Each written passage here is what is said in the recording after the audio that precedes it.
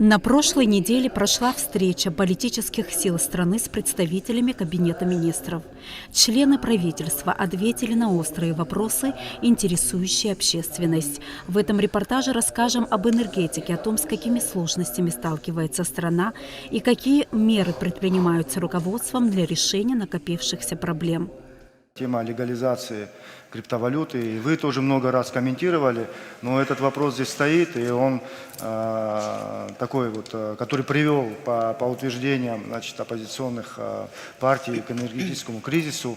Да, вы остановитесь по этому вопросу, да, как-то прокомментируйте его. Ну, вопрос, связанный с легализацией деятельности по добыче криптовалют, он возник не в 2020 году и не в 2021 году, а задолго до этого. Ввоз и подключение к энергосистеме оборудования для добычи криптовалют происходил с 2016 года. В 2017 году в связи с увеличением курса криптовалюты темпы ввоза оборудования в республику начали расти. В 2018 году объем ввезенного и работающего оборудования достиг уровня, при котором увеличение объемов потребления электроэнергии, отсутствие регулирования процесса угрожало энергетической безопасности республики. В тот период, как вы знаете, в декабре 2018 года было принято решение о временных мерах по ограничению потребления электроэнергии. Фактически правительство республики своим решением запретило действия по осуществлению майнинга криптовалют с формулировкой «до устранения условий ограниченности ресурсов энергетической системы». При этом не были даны поручения об определении предела этой ограниченности. Предписания для Черноморэнерго по применению мер по ограничению поставок электроэнергии в адрес этой категории потребителей не были четко определены. Не был введен запрет на ввоз оборудования для добычи криптовалют. На практике сложилась ситуация, при которой на фоне действующего запрета был спровоцирован стремительный бесконтрольный рост данной категории потребителей. По информации Государственного таможенного комитета, за период с 2017 года в республику было ввезено оборудование для майнинга криптовалют на общую сумму свыше 80 миллионов рублей. В том числе с января 2019 года, то есть спустя месяц после ввода запрета, уже сумма достигала 66 миллионов рублей. То есть, говоря простыми словами, в период запрета деятельности по майнингу криптовалют в республику активным образом ввозилось оборудование. Бездействие в вопросах ввоза оборудования, присоединения к линиям электропередач и безучетного потребления электроэнергии на фоне увеличения курса криптовалюты и появления общедоступных сервисов для приобретения необходимого оборудования и вывода полученных средств криптокошельков привели к росту объемов энергопотребления, и стали появляться крупные отели и майнинговые фермы. На фоне формирующегося с 2016 года дефицита электроэнергии в республику поставлялась электроэнергия из Российской Федерации и вводились ограничения. Я единственное, что хочу сказать, что я умышленно даю небольшую историческую справочку для того, чтобы было общее понимание того, как ситуация развивалась. Для сравнения, в связи с ростом потребления электроэнергии в период с 17 февраля по 31 марта 2016 года осуществлялась поставка электроэнергии из Российской Федерации в объеме 108,3 миллиона киловатт-часов. И, соответственно, данные обязательства финансовые по договору поставки были обеспечены за счет средств инвестпрограммы в сумме 221 миллион рублей. Хочу обратить внимание, что в этот период в республике на системной основе в период осенне-зимнего максимума вводились ограничения. То есть ограничения по подаче электроэнергии – это не нововведение периода 2020-2023 годов, а это системная проблема, которая у нас образовалась с 2016 года. На период включая первый квартал 2020 года, объем электроэнергии, который поставлялся в республику, суммарно составлял порядка 1,5 миллиардов рублей и был оплачен абхазской стороной за счет средств инвестпрограммы. Теперь к вопросу о том, что энергетический кризис возник в период 2020-2022 год, также не является, на мой взгляд, не должен ставиться именно таким образом, потому что Хочу сказать, что 22 января 2018 года Черноморэнерго обращалась в Министерство экономики, где просила вводить существенные ограничения на подачу электроэнергии. И в результате в январе 2018 года Кабинет министров принял постановление о чрезвычайной ситуации, сложившейся в энергетической системе Республики Абхазия, где было дано поручение ввести ограничения на 30%. Далее было еще одно обращение в Министерство экономики, где предлагался ввести график ограничений подачи электроэнергии 4 раза в сутки по 2 часа. Всего за период с 2016 по 2020 год, как я сказала, было поставлено из Российской Федерации электроэнергии в объеме 571 миллион киловатт-часов и произведена оплата стоимости в сумме 1,5 миллиарда рублей. В этот же период Министерство экономики, как вы знаете, параллельно вело работу по реализации в Республике Абхазия инвестиционного проекта «Криптовалютный рай», где предлагались следующие условия. Лучшие условия для майнинга криптовалют, цена на электричество и государственные гарантии, льготное налогообложение, где малый и средний бизнес должен был быть освобожден, который занимается в этой сфере, освобожден от налогообложения на период до 2025 года, отсутствие налога на прибыль таких операций валютообменных по криптовалюте, отсутствие налогов на майнинг на 5 лет с момента инкорпорации. Также предлагалось в рамках этой программы 50% электроэнергии направлять на нужды майнинга и 5 лет фиксированной льготной цены для майнинга в размере 50 копеек за 1 киловатт. Это вот то, с чем мы столкнулись по факту, когда приступили к исполнению своих обязанностей. Соответственно, также хочу обратить внимание, что в этот же период, были даны соответствующие поручения президентом Раулем Хаджимба. Это протокол от 29 января 2019 года, где было поручено министру экономики Республики Абхазия в кратчайшие сроки обеспечить разработку необходимых проектов нормативных актов правового регулирования деятельности по майнингу криптовалют. Далее, в связи с тем, что, судя по всему, проект не был представлен, 25 марта 2019 года министру экономики также было поручено уже второй раз обеспечить разработку таких проектов со сроком предоставления до 22 апреля 2019 года. Данные обстоятельства, как мне представляется, свидетельствуют о том, что в этот период не проводилось работы по контролю за этой деятельностью и, соответственно, такие поручения президентом были даны. Министерством экономики Республики Абхазия в тот период был представлен в правительство законопроект о регулировании деятельности по майнингу криптовалют. В частности, законопроект предусматривал: майнерам предоставляется возможность получения беспроцентной отсрочки на срок до 3 месяцев по уплате таможенных платежей при ввозе оборудования для майнинга, а также по уплате сбора за выдачу лицензий на осуществление вида деятельности. Также законопроект предусматривал, что майнеры освобождаются от уплаты налога на добавленную стоимость, подоходного налога, налога на имущество и налога на прибыль. Для них должен был быть установлен специальный налог. Также предусматривалось, что тарифы, установленные для майнинга, не должны пересматриваться чаще, чем 1 раз в 2 года. В этот период законопроект не был поддержан центральными органами госуправления и, соответственно, не получил должного рассмотрения уже по государственным процедурам, которые должны были быть реализованы. Теперь о периоде 2020-2022 годы. В 2020 году,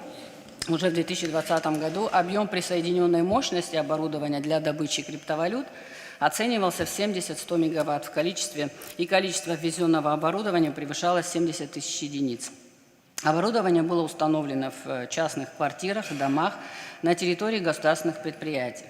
В целях урегулирования деятельности по добыче криптовалют, которая к тому моменту приобрела стихийный характер, руководством республики также было дано поручение проработать данный вопрос и представить соответствующие предложения.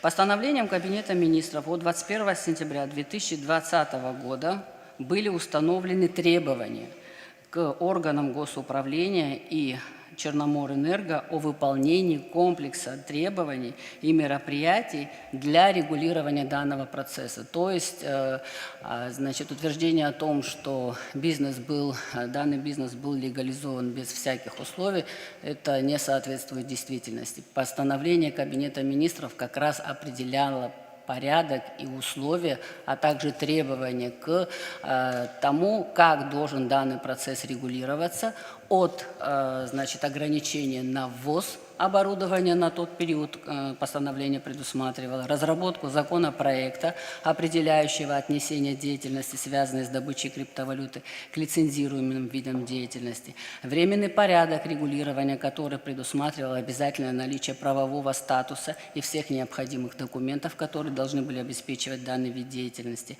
легализация самого оборудования, выполнение предписаний технических для получения соответствующих условий, оплату стоимости этих технических условий и, соответственно, только после этого заключение договора. Также был утвержден тариф на электроэнергию, где он должен был составлять не менее 2 рублей 90 копеек. Кабинет министров определил, что для того, чтобы этот вид деятельности получил развитие, единый оператор должен был определить объем допустимой мощности, который может быть использован на данные цели. Кроме того, в целях реализации мер, направленных на эффективное и рациональное использование ограниченных ресурсов электроэнергетической системы, в отношении этой категории потребителей была предусмотрена возможность введения ограничений в случае дефицита электроэнергии, как это обычно происходило в зимний период. Объем допустимой мощности для указанной категории потребителей Черноморэнерго не определил, потому что в этот период уже мы готовились к поставкам электроэнергии из Российской Федерации и, соответственно, значит, согласовывать объем допустимой мощности не представлялось возможным. Соответственно, используя эти механизмы, 8 декабря 2020 года уже на фоне предстоящего перетока, значит, Кабинет министров ввел соответствующие ограничения, и учитывая, что у нас дефицит электроэнергии есть по настоящее время, этот запрет действует. Теперь относительно вопроса того, что правительство своими действиями или бездействиями допустило многомиллиардные убытки, категорически могу с этим не согласиться, потому что с 2020 года я беру уже в расчет 4-й квартал 2020 года, уже тот период, когда мы этим вопросом занимались. В Республику Абхазия, значит, была обеспечена поставка электроэнергии по состоянию с конца 2020 года, включительно 1-й квартал 2023 года, в объеме 2 с лишним миллиарда рублей на сумму практически 6 миллиардов рублей. Хочу сказать, что у абхазской стороны нет финансовых обязательств по оплате стоимости данной поставки электроэнергии, и она обеспечивалась в рамках социальной поставки, и у нас никаких многомиллиардных долгов по этим поставкам нет. Для сравнения могу сказать, что в период с 2016 по 2019 год было оплачено за счет средств инвестпрограммы, напоминаю, 1,5 миллиарда рублей за количество электроэнергии в объеме 571 киловатт-часов, а за объем 2,2 миллиарда киловатт-часов, которые были поставлены в 2020-2023 годах, значит, на сумму 6 миллиардов рублей, оплата абхазской стороной не производилась, и финансовых обязательств по этой поставке у Республики Абхазии нет. Разработан и внесен в установленном порядке законопроект о внесении изменений в сфере энергетики, который содержит в себе, ну, первое, у нас есть противоречия и нестыковки в самом законе об электроэнергетике, и, соответственно, изменения касаются, в частности, также и этого вопроса, но я думаю, на этом не стоит акцентировать внимание.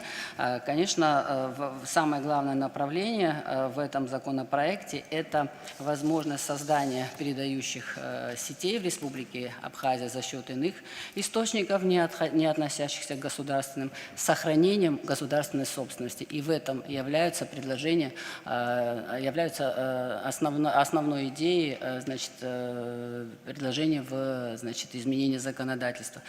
У нас, знаете, энергетика стала предметом политических спекуляций, но есть проблемы, которые, на мой взгляд, не стоит политизировать, потому что Они неважно, никуда не делись, какое они не правительство и в каком периоде будет этим вопросом заниматься, я абсолютно убеждена в том, что никакого другого рецепта, кроме как привлечения денег в энергетику, решить вопросы энергетики исключительно популизмом и псевдопатриотизмом физически невозможно. Для того, чтобы содержать энергосистему, нужны деньги. Деньги в Черноморэнерго, к сожалению, на данный момент, который формируется, не соответствуют тем потребностям. Мы 30 лет пользовались социальным тарифом.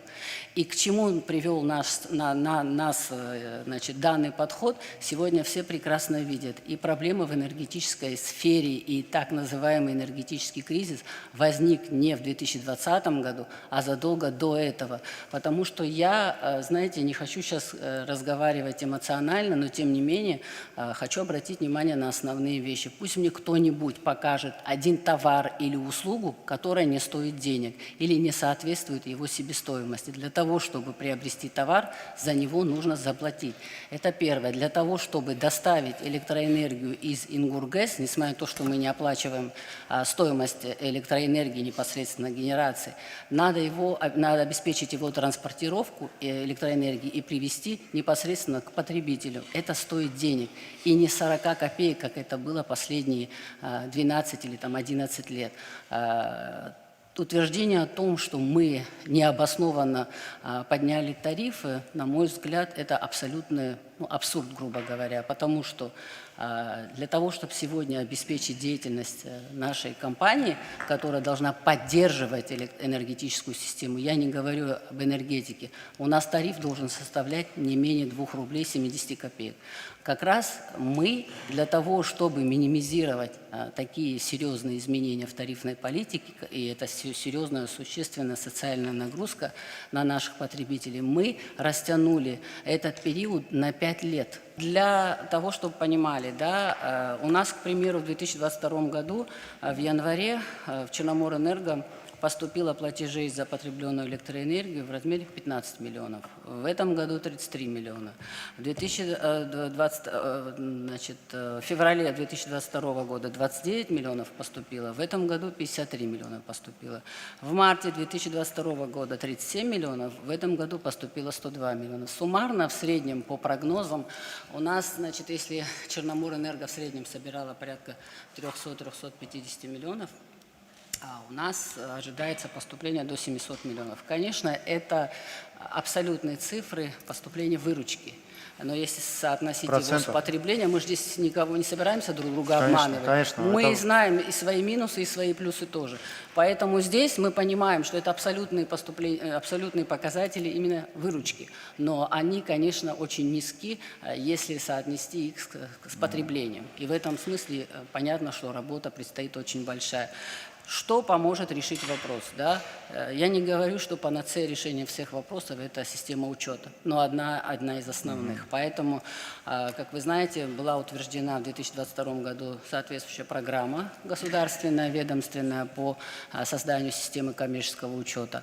Ежегодно в бюджете Республики Абхазия в республиканском предусматривается ассигнование на реализацию программы. В этом году предусмотрено 200 миллионов рублей. Мы уже установили порядка 10 тысяч приборов учета. Сейчас формируется поставка приборов учета в количестве 13 тысяч единиц. Но понятно, что для того, чтобы систему оперативно и быстро внедрить, необходимы средства значительно больше тех, которые мы можем позволить себе в бюджете Республики Абхазия. И мы, конечно, прорабатываем вопросы альтернативных источников финансирования, реализации данной программы. Целевые показатели реализации дорожной карты по направлению системы учета – это 76 тысяч приборов учета, которые мы должны установить до 2026 года. На примере фактическом, уже там, где установлены приборы учета, собираемость электроэнергии у категории потребителей физические лица составляет почти 90%. Теперь по Ачигваре. Значит, необходимость проведения ремонта ВЛ Чегвары, она возникла не в 2020 году. Как вы знаете, об этом информировали мы общество, что была проведена соответствующая работа по определению технического состояния энергосетевой инфраструктуры Республики Абхазия. И один из основных вопросов – это была необходимость проведения ремонта ВЛ Чегвары, пропускная мощность которой не соответствует потребностям республики, и особенно в осенне-зимний период, когда нагрузки увеличиваются в 2 раза. А Министерство энергетики Российской Федерации на тот период поручило компании ПАО «Россети» ввиду отсутствия средств на реализацию мероприятия обеспечить, значит, поставку необходимого оборудования в адрес Черноморэнерго. Для того, чтобы впоследствии обеспечить реализацию данного мероприятия необходимым объемом финансирования, мы почти 4 месяца занимались, значит, консультациями по определению объемов и источников финансирования. В итоге достигли договоренности, что средства будут предусмотрены в инвестиционной программе. В марте 2021 года соответствующая информация Минэнерго была направлена в Минэкономразвития относительно перечня оборудования и материалов, который был сформирован Черноморэнерго и направлен соответственно, поставщику, и определили сумму в рамках конкурсных процедур, которые проводились непосредственно ПАО «Россети» в объеме 108 миллионов рублей. Почему не были проведены работы по ремонту ВЛ Чегвара, значит, раньше? То есть в период поставки электроэнергии декабрь 2020 и январь-март 2021 года не были проведены, потому что, соответственно, не было денег и самих материалов не было. А в 2022 году, в зимний период, трудно было из-за погодных условий. Вы знаете, зима 2022 года, 2021-2022 года была достаточно холодной, и у Черноморэнерго не было возможности туда направить соответствующую технику. Учитывая данное обстоятельство, Министерство экономики обращалось к российской стороне для того, чтобы они нам обеспечили поставку электроэнергии ранее, чем декабрь, для того, чтобы мы могли основные работы провести в более подходящих погодных условиях. И, соответственно, по согласованию с российской стороной такая возможность была обеспечена, и к ремонту ВЛ Чегвара Черноморэнерго смогло приступить с 1 октября 2022 года. Изначально предусматривалось, что срок поставки электроэнергии будет составлять 1,5 месяца, но по определенным техническим обстоятельствам он был сокращен до 1 месяца. Соответственно, успеть провести работы за 1 месяц физически Черноморэнерго не успела, и мы фактически в режиме таком нон-стоп вводили, значит, Чегвару в экстренном порядке с 1 ноября 2022 года. Конечно, из-за того, что все мероприятия не были завершены, произошли определенные технические проблемы. Но учитывая, что спустя не менее месяца уже обеспечилась поставка электроэнергии из Российской Федерации в зимний период, как это системно бывает, соответственно, Черноморэнерго продолжила свою работу. На данный момент линия введена в эксплуатацию, она работает с апреля текущего года. По поручению президента были проведены проверки по протяженности всего участка 31 километр. Значит, выявлены определенные участки, где еще необходимо, значит, провести дополнительные мероприятия, которые в рамках уже будущих периодов поставки будут устранены. И на данный момент линия эксплуатируется. Ну вот какие конструктивные предложения выносили к вам, и вы то ли отклонили, то ли не смогли выполнить? Что не удалось сделать? То есть, если наш зритель, наш гражданин, сегодня, слушая вас, должен он аплодировать вам. Но чего-то же не удалось сделать. Какие внутренние проблемы привлечения инвестиций? Хотя частично вы уже об этом сказали. Никто ведь ничего нового не может придумать, кроме того, что в систему энергетики нужно привлечь деньги и создать систему учета и контроля потребления электроэнергии. А эти два направления, они, безусловно, взаимосвязаны, исходя из того, что и то, и другое направление требует финансирования. И второе – это законодательное сопровождение. Мы можем, понимаете, единственное, в чем признаться, и я это признаю, что, наверное, мы не смогли убедить и депутатов 6-го созыва, и пока у нас немножко сложно идет процесс того, что законодательство в сфере энергетики должно регулировать данный процесс, а не просто ограничивать его. Потому что любое ограничение, оно должно быть мотивировано тем, что у нас есть свои возможности решения данного вопроса. Да, у нас есть свои возможности решения вопроса в случае, если тариф будет рыночным, и мы сможем собирать эти деньги. Тогда мы самодостаточны, и, возможно, на какой-то период этого хватит.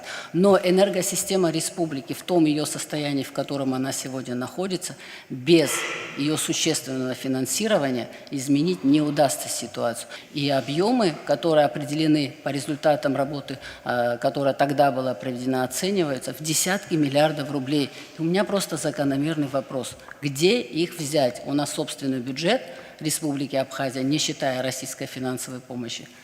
Сколько у нас? 8 миллиардов рублей, из которых почти 60-70% это расходы, связанные с заработной платой и обеспечением деятельности, в основном в гуманитарной сфере. И возникает вопрос, мы хотим, чтобы у нас была энергетика своя или нет?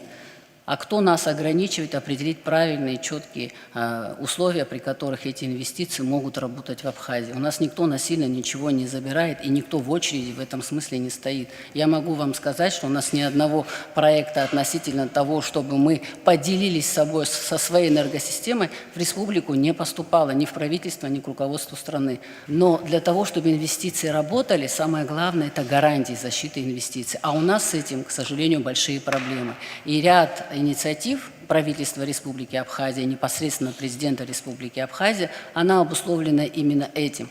Нам надо создавать рабочие места для того, чтобы наши граждане имели возможность планировать свой завтрашний день. А для того, чтобы создавать рабочие места, каждое рабочее место стоит денег. Для этого нужно проводить реформы. Их не надо бояться, надо просто садиться и договариваться. Я уверена, что мы, если все будем думать именно в этом направлении, мы найдем правильный подход для того, чтобы не потерять себя, но при этом создать условия для развития. Грубейшие технические нарушения и завышение цен при ремонте выкачивания. Именно такое. Есть поручение президента. Прокуратура Республики Абхазия генерально проводит проверку. Поэтому до того, пока они свои результаты не дадут, наверное, с моей стороны будет просто некорректно, забегая вперед, что-то отрицать или, наоборот, соглашаться с этим. Я единственное, на что обратила внимание, как принималось решение, что поставка обеспечивалась поставщиком российским, и там же большой перечень оборудования и материалов, соответственно, они обеспечивали закупку непосредственно компания ПАО «Россети». Да, Министерство энергетики Российской Федерации и Министерство экономики Республики Абхазия уже на финальной стадии, когда речь шла уже непосредственно о финансировании, согласовывала данный проект, как это предусматривает инвестиционная программа, в принципе, по любому объекту, который значится в инвестиционной программе. Это то, что по факту, я действительно подтверждаю, никто от этого не отказывается. Действительно проводится проверка Генеральной прокуратуры по соответствию действующему законодательству Республики Абхазия мероприятий по восстановлению ВЛ-220 киловольт Ачкуара. Все помните, что было и поручение президента в короткие сроки, значит, рассмотреть эту проверку и так далее. Но такая проверка невозможно рассмотреть, рассмотреть в короткие сроки. Мы столкнулись с тем, что там объем большой. Во-первых, сформированные документы и заключенные договора, они все проводились на территории Российской Федерации.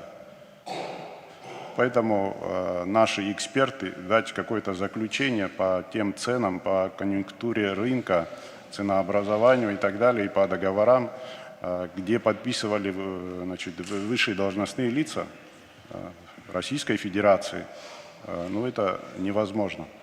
В связи с этим были направлены поручения международные, в том числе, значит, международное поручение в компетентные органы Российской Федерации по оказанию правовой помощи и необходимости поручить соответствующему экспертному учреждению значит, проведение оценочного исследования, именно вот такой товароведческой экспертизы, чтобы определить, цены соответствовали рынку или нет. Потом были истребованы и получены очень много документов, также подписанные и нашими должностными лицами высокопоставленными, и российскими, и изучить, дать заключение по поводу подлинности. Тут надо отметить, что когда поручение касается именно высших должностных лиц, у них проводится своя проверка. То есть эти материалы направляются в ФСБ, в МИД России, в администрацию президента. Вот направили эти материалы, и они ждут ответа.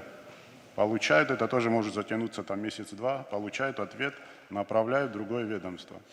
Получают, потом другое. И после этого Генеральная прокуратура эти материалы направляет уже, если согласованы, нет, значит, возражений и так далее, направляет уже в Следственный комитет. Значит, а Следственный комитет, в свою очередь, направляет именно в экспертное учреждение. То есть там, когда они внутри проводят проверку, они смотрят на предмет того, поскольку это касается высших должностных лиц, затрагивает ли это интересы межгосударственные там, и так далее. То есть, поэтому это все быстро получить невозможно. Недавно, вот, 28 апреля, значит, в Главное управление международного правового сотрудничества Генпрокуратуры России направлено письменное напоминание для получения актуальных сведений по исполнению данного запроса. Ну, как-то пытаемся, значит, ускорить, но это не в наших силах и не в нашей компетенции. Пытаются, ссылаясь на эти инициативы, написать вот такие вещи, что кто-то грабительски собирается распродать электроэнергетику. Я, например, ни от одного руководителя в нашей стране не слышал, что кто-то что-то пытается приватизировать или продать, или привлечь на условиях там, последующей продажи имущества. Да, это пытаются укоренить это мнение, значит, другие силы. Вот поэтому кто сможет откомментировать, потому что мы, например, эти законодательные инициативы не видели. Вокруг этого очень много разговоров. Это вы сказали, Кристина Константиновна, что отправили в администрацию президента. В парламент поступил документ, не поступил. Если в администрации президента пока все это обсуждается, все-таки хотелось бы ясности. Да? Потому что привлечение инвестиций, это не говорит никто о том, что, ну, как мы понимаем, немножко разбираемся тоже в этих вопросах, потому что обычно привлечение ведут за собой или долевое участие, или возвратная основа, или залоговый механизм и так далее. Что-нибудь там прописано, может, действительно в этих законопроектах лежит та бомба, о которой они говорят, или их там нет. Поэтому хотелось бы ясности в этом вопросе.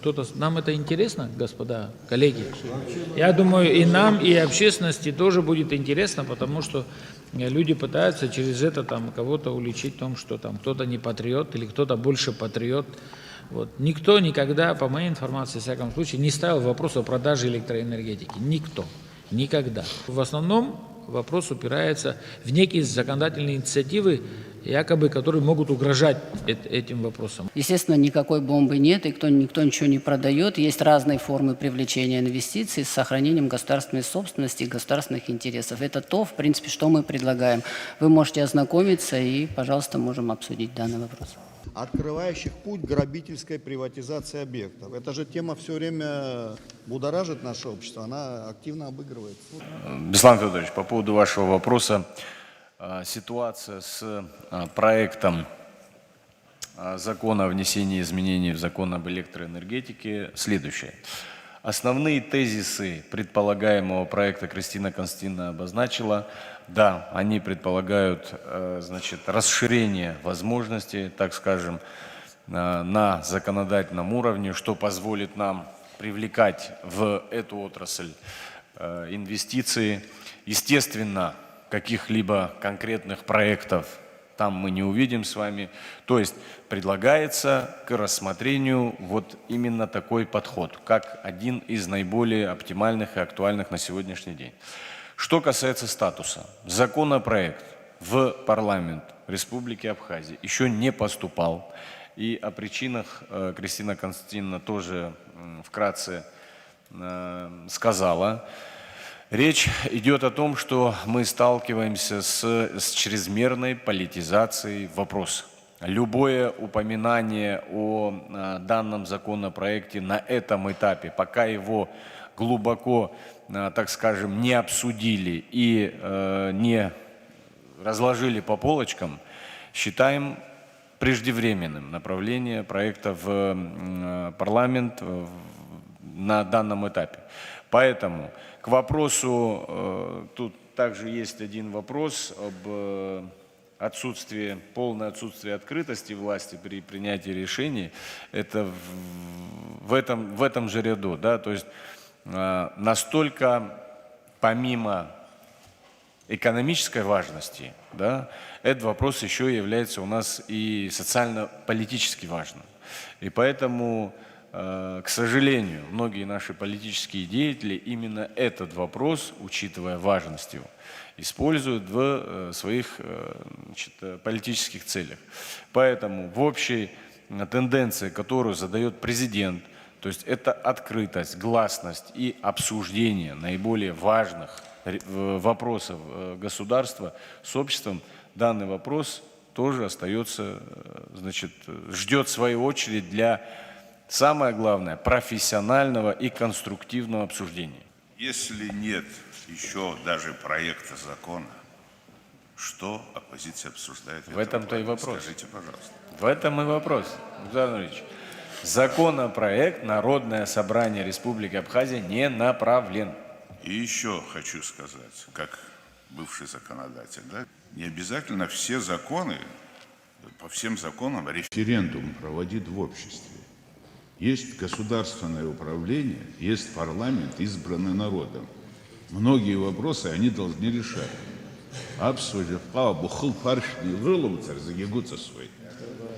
Если все вопросы обсуждать всем обществом, ничего у нас не получится. Ничего не примет. Да. Если у нас есть профессионалы, у нас есть руководство, у нас есть избранные парламенты, это достаточная возможности экспертизы, чтобы не принять. Почему все время, кто принимает какие-то решения, он вредитель, враг народа? А тот, кого его называет, завтра приходит, он тоже становится ими. Нет никакого конструктива. И многие думают так, даже умышленно. Я просто много слышал об этом. Говорят о том, что зачем я должен сейчас, это же ведь хорошее дело, когда я приду к власти, я тогда это вопрос решу, очки тогда заработаю. Не надо очки перед народом зарабатывать никому. Нам надо работать, чтобы людям было лучше. Совершенно верно, Нугзар Нуриевич. Именно эту цель мы перед собой ставим. Создать достаточно спокойную ситуацию, которая позволит и в политическом плане, и в профессиональном смысле обсуждать и принимать наиболее верные решения. Мы должны раз и навсегда закончить с этой политической истерией. Она ни к чему хорошему не приводит. Это наша глубокая уверенность в таком направлении движения. Спасибо. И хотим, чтобы наше общество услышало, что сделано, что не сделано. Это важно, это посыл мы даем нашим гражданам, нашим людям. Те люди, которые каждый день сталкиваются с проблемами. Мы многие вещи забыли, что было после войны. Жизнь стала лучше, но кто-то опять нас возвращает в какой-то каменный век. Поэтому мы не хотим, чтобы мы возвращались. Мы хотим развиваться и двигаться. И если нужно помочь, если нужно стать рядом и поддержать какие-то инициативы, благие инициативы, но есть проблемы, и мы должны об этих проблемах говорить. И мы не хотим здесь утаивать, мы не хотим здесь скрывать, мы не хотим здесь как-то обелять. Завтра, 16 мая, смотрите расширенный отчет Кабинета министров на тему социальных и экономических реформ 2020-2023 годов.